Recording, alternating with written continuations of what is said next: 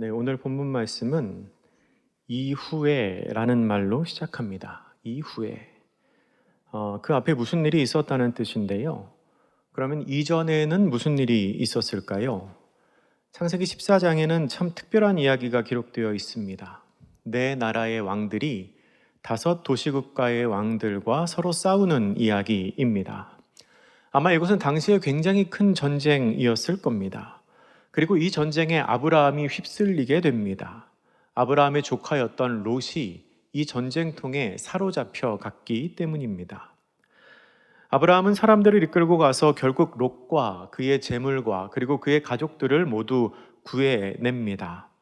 창세기 14장 13절 이하에 나오는 아브라함의 모습은 마치 무슨 액션 영화의 주인공인 것 같습니다.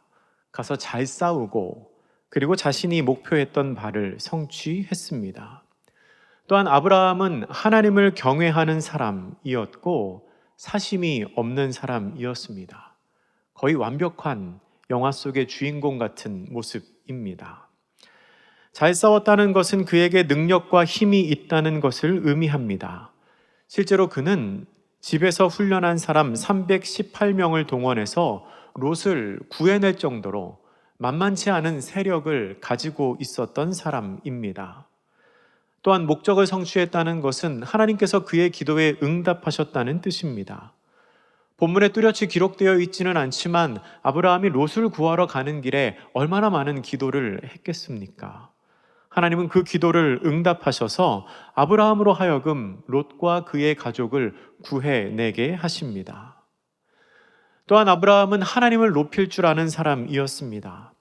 살렘 왕 멜기세덱이 사실 이 사람 모르는 사람입니다. 근데 하나님의 이름으로 와서 아브라함을 축복하니까 그에게 11조를 바칩니다. 그리고 아브라함은 사심이 없었습니다. 소돔 왕이 전리품을 가져가라고 말하자 당신이 나를 부자 되게 만들었다고 말하고 다닐까봐 나 그거 안 가져가겠다라고 이야기하면서 싫다고 하고 안 가져갑니다. 아마 그 사심이 없는 마음의 이면에는 그의 신앙의 자존심이 있었을 것 같습니다. 내 신앙의 자존심이 당신이 나에게 복을 주어 부자 되게 만들었다는 것 용납하지 못한다는 겁니다. 창세기 14장에 기록된 아브라함이 롯을 구출한 사건은 그에게 그렇게 능력이 있고 신실함이 있고 또한 하나님을 경외하는 사람이었고 신앙의 자존심이 있는 사람이었다는 것을 보여주는 사건입니다. 그리고 그 사건 이후에 그 후에 오늘 본문이 시작됩니다.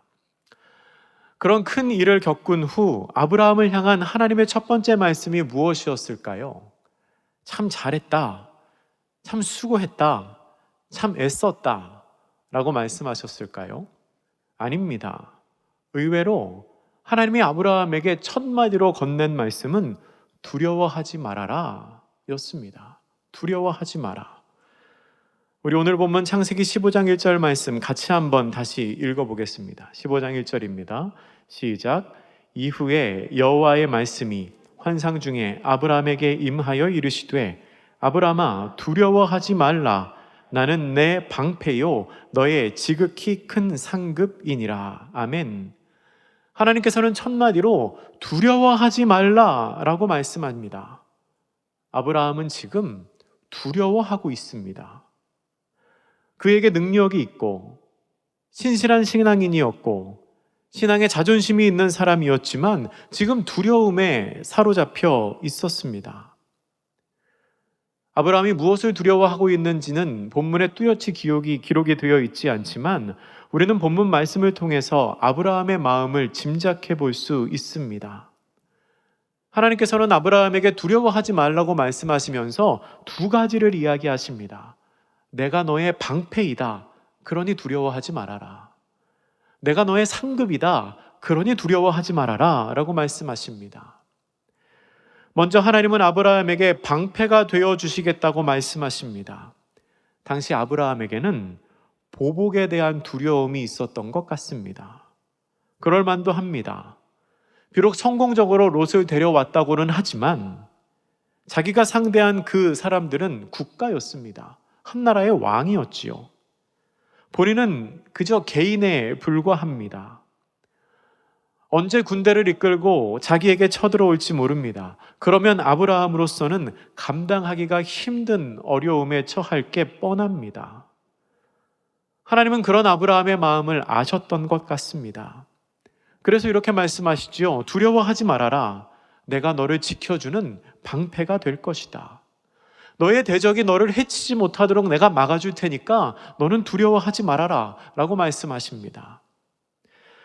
또한 하나님은 아브라함에게 내가 너의 상급이다 라고 말씀하십니다. 아마도 아브라함에게는 이 포기한 것에 대한 아쉬움 내지는 결핍에 대한 두려움이 있었던 것 같습니다. 아브라함은 하나님을 경외하는 마음으로 전리품을 취하지 않았습니다. 근데 인간적인 마음으로 그게 왜 아쉽지 않았겠습니까? 특히나 아브라함이 사는 곳은 매우 척박한 땅이었습니다. 아브라함이 전쟁에 직접적으로 휩쓸리지 않을 수 있었던 이유가 있습니다. 그게 뭐냐면 그가 사는 그곳이 전혀 매력적이지 않은 땅이기 때문에 그렇습니다. 아브라함이 사는 그곳은 기근이 일상인 땅이었습니다. 아무도 탐내는 땅이 아니었습니다. 그런 척박한 땅에 사는 아브라함에게는 생존의 문제가 늘 관건이었을 겁니다. 어쩌면 소돔왕 앞에서는 호기롭게 그 전리품을 거절했지만 나 그거 안 받아도 된다고 호기롭게 거절했지만 집에 돌아와서는 조금 후회를 했을지도 모르겠습니다. 그런 아브라함을 향하여 지금 하나님이 말씀하고 계신 겁니다. 내가 너의 상급이다. 내가 너에게 크게 보상해 주겠다라고 말씀하시면서 네가 포기한 그것 내가 갚아줄 테니까 너는 두려워하지 말아라 라고 말씀을 하고 계십니다. 그 하나님의 말씀에 아브라함이 뭐라고 대답을 할까요? 아멘. 주님께서 나와 함께 하시니 이제는 아무런 두려움이 없습니다 라고 대답을 하면 좋았겠지만 아브라함은 역시 두려워하는 사람이었습니다. 그는 전혀 다른 방향으로 또 다른 두려움에 대해서 이야기를 합니다. 오늘 본문 창세기 15장 2절과 3절입니다. 15장 2절과 3절 한 목소리로 같이 읽겠습니다. 시작. 아브라함이 이르되 주 여호와여 무엇을 내게 주시려 하나이까? 나는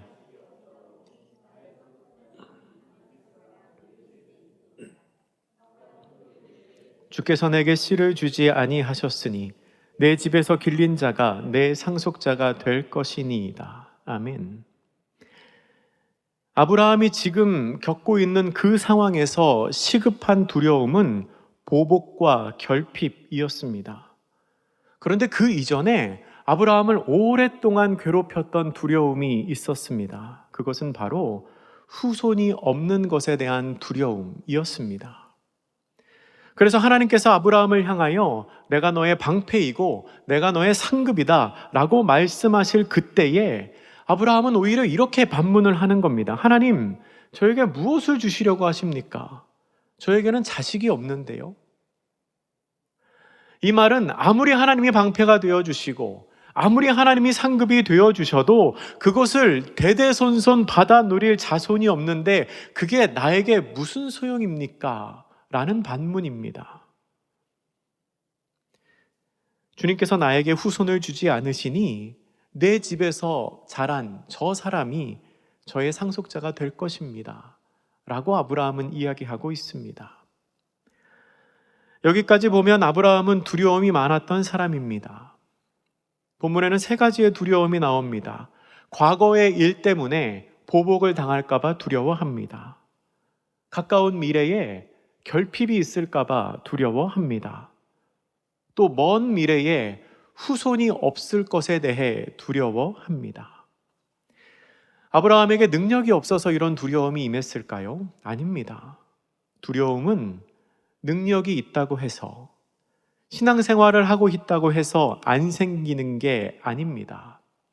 어느 순간 내가 가진 능력보다 문제가 더 크게 보이면 내 마음에 두려움이 생기게 됩니다. 신실한 신앙인에게도 그런 두려움이 생길 수 있습니다. 그런데 그렇게 생긴 두려움은 내 온 마음을 감싸서 나로 하여금 아무것도 하지 못하게 붙잡습니다.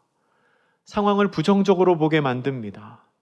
시도도 하기 전에 포기하게 만듭니다. 무엇보다 두려움은 아무것도 변화시키지를 못합니다. 여러분은 어떠십니까? 혹시 두려워하는 것이 있으십니까? 무엇이 두려우십니까? 과거에 그냥 흘려보낸 시간이 나에게 화살이 되어서 돌아올까봐 두려우십니까?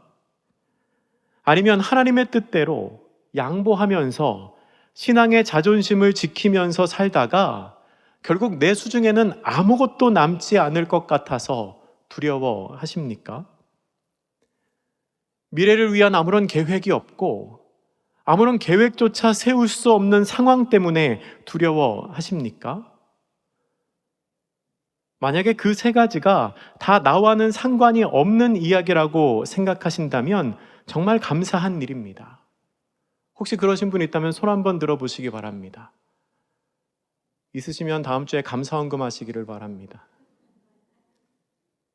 다들 그런 두려움이 없으시기를 축복합니다. 하지만 만약에 아브라함의 그 두려움이, 오늘 본문에 나오는 그 두려움이 남일 같지가 않다면 우리는 아브라함이 그랬던 것처럼 나에게 말씀하시는 하나님의 음성을 다시 들어야 합니다.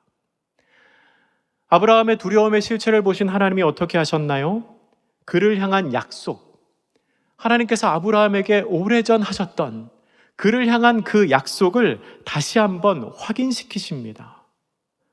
하나님께서는 나의 상속자는 다메섹 사람 엘리에셀입니다 라고 말하는 아브라함을 향하여 그 사람이 아니고 네 몸에서 날 자가 너의 상속자가 될 거라고 오늘 본문 4절에서 분명히 말씀을 하십니다. 그리고 아브라함을 데리고 나가서 하늘을 보게 하십니다. 그 하늘에 떠 있는 수많은 셀 수 없는 별들을 보면서 너의 자손이 이 별들과 같을 거라고 말씀을 하십니다. 그 하나님의 말씀을 듣는 아브라함의 반응이 어땠을까요? 아주 간단하면서도 아주 명확했습니다. 오늘 본문 15장 6절입니다. 창세기 15장 6절 우리 같이 읽습니다. 시작. 아브라함이 여호와를 믿으니 여호와께서 이를 그의 의로 여기시고. 아멘. 아브라함은 하나님이 말씀하신 것을 믿었습니다. 아니 어떻게 그럴 수 있을까요? 하고 의심하지 않았습니다. 아니 그게 아니고요. 별처럼 많은 것은 기대하지 않고 일단 아들이나 한 명 주세요 라고 회의적으로 반응하지도 않았습니다. 아브라함은 하나님의 말씀을 그냥 있는 그대로, 귀에 들리는 대로, 눈에 보이는 대로 믿었습니다. 그리고 그렇게 있는 그대로 믿는 아브라함의 모습을 보시며 하나님은 그것을 그의 의로 여기십니다. 약속의 말씀을 믿는 아브라함이 참으로 의롭다고 생각을 하셨습니다. 믿음으로 말미암아 의롭다고 여김을 받는 것은 성경에서 굉장히 중요한 의미를 갖습니다. 아브라함은 이 고백으로 말미암아 믿음으로 의롭다함을 얻은 최초의 믿음의 조상이 되었습니다. 그리고 이것은 신약 성경의 중요한 구원 원리인 이신칭의의 원형이 됩니다. 우리 한번 같이 말씀을 찾아보겠습니다. 로마서 신약 성경으로 넘겨서요. 로마서 3장 28절 말씀입니다. 찾으셨으면 한 목소리로 같이 읽겠습니다. 시작. 그러므로 사람이 의롭다 하심을 얻는 것은 율법의 행위에 있지 아니하고 믿음으로 되는 줄 우리가 인정하노라. 아멘. 아브라함이 얻은 이 믿음으로 말미암은 의가 예수 그리스도에 의해서 온전히 성취되어 우리에게 전해진 것이, 우리에게 선물로 전해진 것이 바로 복음입니다. 한 군데 더 보겠습니다. 로마서 1장 17절입니다. 성경을 앞으로 조금 넘기셔서요. 로마서 1장 17절 말씀 같이 있습니다. 시작. 복음에는 하나님의 의가 나타나서 믿음으로 믿음에 이르게 하나니 기록된 바 오직 의인은 믿음으로 말미암아 살리라 함과 같으니라. 아멘. 이 구원의 원리가 바로 오늘 본문에 나오는 이 창세기 15장에 나오는 아브라함에게서 나타납니다. 그리고 그 시작점이 아브라함이 하나님의 말씀을 믿은 것이었습니다. 하나님은 그의 믿음을 보시고 그를 의롭다고 여기십니다. 여기서 의롭다는 것은 신뢰할 만하고 어긋남이 없다는 뜻입니다. 따라서 하나님이 아브라함의 믿음을 의로 여기신 것은 아브라함이 하나님이 기대하는 대로, 하나님이 원하시는 대로 반응하고 행동했다는 뜻입니다. 그리고 그렇게 하나님께서 원하시는 대로 반응하고 행동했기 때문에 아브라함이 하나님의 상급을 받을 만한 자격이 있는 사람이라는 뜻이 됩니다. 그런 아브라함에게 하나님께서는 다시 한번 언약을 세우십니다. 성경을 다시 오늘 보면 창세기 15장으로 한번 넘기셔서요. 창세기 15장 13절부터 16절까지 나오는 이 본문을 한번 눈으로 보십시오. 여러분, 그 말씀에서 하나님은 아브라함에게 그의 후손이 겪을 일에 대해서 말씀하십니다. 여러분, 이거 참 재밌는 본문 아닙니까? 아직 그의 몸을 통해서 태어난 자녀가 한 명도 없습니다. 아직 태어난 사람이 아무도 없는데 그의 후손이 번성할 것은 이미 기정사실이라는 겁니다. 그들이 이방 땅에서 400년 동안 나그네로 살다가 다시 약속의 땅으로 돌아오게 될 거라고 하나님은 그 자손에 대한 이야기를 하십니다. 또한 그 후손들이 차지할 땅에 대해서도 말씀하십니다. 본문 18절부터 22절까지의 말씀에서 하나님은 애굽 땅에서, 애굽 강에서 유브라데까지를 아브라함의 자손에게 주시겠다고 말씀을 하십니다. 여러분, 근데 이것은 그냥 말로만 한 약속이 아니었습니다. 하나님은 눈에 보이는 상징을 통하여 약속을 이루실 것을 보장하십니다. 창세기 15장 8절 말씀에서 아브라함은 마치 증거를 보여달라는 듯한 이야기를 합니다. 15장 8절을 제가 읽어봅니다. 그가 이르되 주 여호와여, 내가 이 땅을 소유로 받을 것을 무엇으로 알리이까? 라고 반문합니다. 하나님이 이 땅을 주신다고 말씀하셨는데 그 땅을 제가 받게 된다는 것을 제가 뭘 보고 알겠습니까? 그러한 아브라함의 질문에 하나님께서는 쪼개진 짐승 사이로 홀로 지나가시는 것을 통해 약속을 확실히 지키실 것을 보장하십니다. 17절입니다. 창세기 15장 17절 같이 읽습니다. 시작. 해가 져서 어두울 때에 연기나는 화로가 보이며 타는 횃불이 쪼갠 고기 사이로 지나더라. 아멘. 원래 약속을 체결할 때에는 계약을 맺는 당사자 둘이, 그러니까 혼자가 아니라 두 명이 그 쪼갠 고기 사이로 같이 지나가야 합니다. 이렇게 두 명이 쪼갠 고기 사이로 같이 지나가는 것은 만약에 한 명이 약속을 어기게 된다면 그 사람은 이 쪼개진 짐승처럼 되는 벌을 감수하겠다는 뜻입니다. 그런데 하나님께서 횃불처럼 나타나셔서 혼자 그 쪼갠 고기 사이를 지나가신 겁니다. 이것은 약속을 반드시 실행하실 거라는 강력한 의지를 보여주는 것입니다. 하나님께서 본인 스스로 약속하시는 거지요.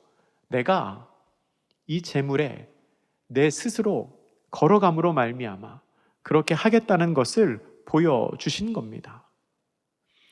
이것이 아브라함과 맺으신 은혜의 언약이었습니다. 하나님께서 아브라함과 맺으신 이 언약은 타락한 인류에게 베푸신 구속 언약의 실제적인 시작이었습니다.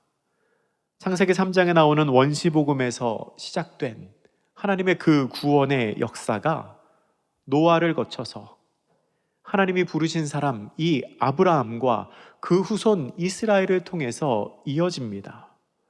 그리고 그 언약은 후에 나오는 모세 언약, 그리고 다윗 언약을 거쳐서 예수 그리스도로 완성되는 새 언약을 향해 흘러가게 됩니다. 이 놀라운 하나님의 구원 계획이 언제 드러났습니까? 이 놀라운 하나님의 구원 계획을 하나님이 아브라함에게 언제 알려주셨을까요? 두려워하고 있던 아브라함이 하나님의 말씀을 믿었을 때 하나님께서는 알려주십니다. 사실 지금 아브라함의 상황에서는 믿기 힘든 말입니다. 자녀가 한 명도 없는데 하늘의 별처럼 많아진다니요. 그런데 그 힘든 말을 아브라함은 단순하게 있는 그대로 믿었습니다. 두려움에 멈춰서 있지 않고 믿었습니다. 그렇게 믿으니까 하나님이 의롭다고 여기십니다. 믿음으로 말미암아 의롭다고 칭함을 받은 그에게 하나님께서는 깨지지도 않고 다시 물을 수도 없는 그 영원한 언약을 맺으시며 구원의 약속을 보여주신 것입니다. 여러분, 우리의 두려움을 극복할 수 있는 궁극적인 방법은 하나님의 약속을 믿는 것입니다. 내가 가지고 있는 그 문제보다 하나님을 더 크게 신뢰하는 것입니다. 우리가 하나님을 믿으면 하나님께서는 나를 향한 더욱 놀라운 계획을 보여주실 것입니다. 말씀을 정리합니다. 하나님은 우리의 두려움을 아십니다. 그리고 그 두려움을 해결하실 수 있으십니다. 두려움은 아무것도 변화시키지 못합니다. 우리는 하나님 앞에 나의 그 두려움을 있는 그대로 내려놓고 그 두려움의 자리에 머무는 것이 아니라 믿음으로 말미암아 의로워지는 자리로 옮겨가야 합니다. 이런 상상을 해봤습니다. 오늘 본문의 아브라함을 하나님은 어떻게 보고 계실까요? 오늘 본문에 나오는 이 사건 현장에서 하나님이 어떤 생각으로 그 아브라함을 보고 계셨을까요? 하나님의 시각에서 보는 아브라함은 과연 어떤 모습이었을까요? 오늘의 짧은 본문 안에서 하나님이 보시는 아브라함의 모습은 처음과 나중이 전혀 다른 이미지로 바뀝니다.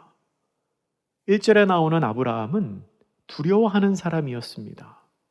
그래서 하나님이 이렇게 말씀하시지요. 아브라함아, 두려워하지 말아라. 내가 너의 방패가 되고 내가 너의 상급이 되어줄게. 하지만 6절에 나오는 아브라함은 더 이상 두려워하는 사람이 아니었습니다. 하나님의 말씀을 믿는 사람이었고 의로운 사람이었습니다. 불과 조금 전까지만 해도 두려워하는 사람이었는데 지금은 의로운 사람이 되었습니다. 두려워하는 사람 아브라함에서 믿음으로 말미암아 의롭게 된 사람 아브라함으로 바뀌었습니다. 그러면 하나님이 지금 우리를 보신다면 우리가 어떻게 보이실까요? 여러분은 하나님 앞에서 어떤 모습으로 서기를 원하십니까? 두려워하는 사람입니까? 아니면 의로운 사람입니까? 주님께서 우리를 부르실 때, 아브라함을 부르신 것처럼 우리를 부르실 때 그 첫 마디가 무엇이기를 기대하십니까? 두려워하는 사람아, 아니면 의로운 사람아, 그것도 아니면 맛집을 좋아하는 사람아, SNS를 좋아하는 사람아, 게임을 좋아하는 사람아, 그것도 아니면 찬양을 좋아하는 사람아, 예배를 기뻐하는 사람아, 하나님이 여러분을 뭐라고 불러주시기를 기대하십니까? 다행히 하나님께서는 우리가 어떤 모습일지라도 우리를 사랑하십니다. 그런데 우리가 두려워하는 것을 기대하지는 않으실 겁니다. 너 지금 두려워하고 있구나. 그래, 그게 내가 원하던 모습이야. 그렇게 말씀하지는 않으실 것 같습니다. 하나님께서는 하나님을 믿고 의로워져서 하나님과의 관계가 더욱 단단해지기를, 관계가 어긋나지 않기를 원하고 계십니다. 바라기는 우리가 본문 1절에 나오는 그런 사람이 아니라 6절에 나오는 사람이 되면 좋겠습니다. 두려움에 머물지 말고 믿는 사람이 되시기를 바랍니다. 두려워했던 아브라함이 하나님의 말씀을 믿을 때에 하나님께서 그에게 놀라운 구원 계획을 보여주신 것처럼 우리가 하나님을 믿을 때 우리의 삶에도 주님께서 주님의 계획을 나타내실 것입니다. 기도하겠습니다. 사랑의 하나님, 두려움이 있던 아브라함이었지만 하나님의 말씀을 믿었을 때 의롭다고 칭함을 받고 놀라운 약속의 주인공이 된 것을 저희가 봅니다. 저희의 삶에도 두려움이 있습니다. 과거의 시간을 제대로 살지 못한 것 같아서 두렵고, 지금의 현실이 내 삶을 피폐하게 만들 것 같아서 두렵고, 다가올 미래가 보이지 않아서 두렵습니다. 하지만 우리를 향하신 주님의 계획이 있음을 믿습니다. 우리가 믿사오니 더 이상 두려움의 자리에 머물지 않게 하시고 하나님의 놀라운 구원 계획에 동참하는 자로 살게 하옵소서. 주님의 때에 온전케 하심을 믿고 예수님의 이름으로 기도드립니다. 아멘.